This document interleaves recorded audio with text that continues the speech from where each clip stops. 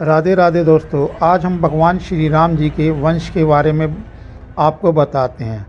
भगवान श्री राम जी का वंश जो था, ब्रह्मा के पुत्र थे मनु जी, ऋषि मनु। ऋषि मनु के छींकने पर उनके पुत्र हुए इक्ष्वाकुके के विकुक्षी के पुरजय के अनैना और अनैना के पृथु, और पृथु के पुत्र हुए विश्वरंधी के चंद्र, और चंद्र के हुए युवनाश के शाश्वत के हृदयवश के कुल्याश्रव, और कुल्याश्रव के हुए दृढ़ाश के हुए हिर्याशाप, और हिर्याशाप के हुए निकुम, और निकुम के वर्णाश्रव के हुए कुशाश्रव के हुए सैनजीत के हुए युवनाश के हुए मानदाता। दोस्तों, मानदाता वही हैं जिन्होंने इंद्र की तरफ से देवासुर संग्राम में भाग लिया था और देवताओं को जीत दिलाई थी और असुरों का विनाश किया था। मानदाता के पुत्र हुए अम्बरीश, और अम्बरीश के पुत्र हुए पुरुकुस्त के हुए त्रयोदस्य के पुत्र हुए अन्य के हुए हर्वश के हुए अरुण, और अरुण के हुए तीबंद, और तीबंद के पुत्र हुए त्रिशंकु को सत्यव्रत भी कहते हैं।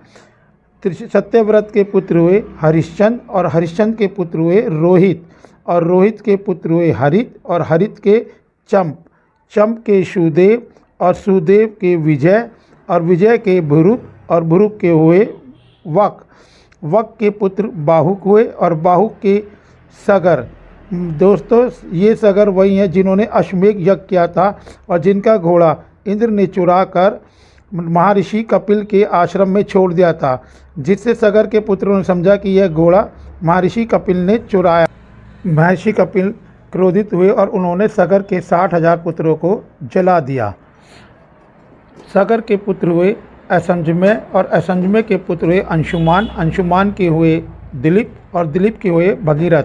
दोस्तों, ये वही भगीरथ हैं जो भगवान शिव को प्रसन्न करके गंगा जी को धरती पर लाए थे। और भगीरथ के पुत्र हुए श्रुत के हुए नाप, और नाप के सिंधुद्वीप, और सिंधुद्वीप के अतुताय के पुत्र थे ऋतुपर्ण के सर्वकाम के सुदारु, और सुदारु के पुत्र थे सौदास के पुत्र थे अश्मक, और अश्मक के पुत्र थे मूलक के दशरथ, और दशरथ के पुत्र थे एडविक के पुत्र थे विषय, और विषय के थे खडवांग, और खडवांग के पुत्र थे दीर्घबाहु, और दीर्घबाहु के पुत्र थे रघु।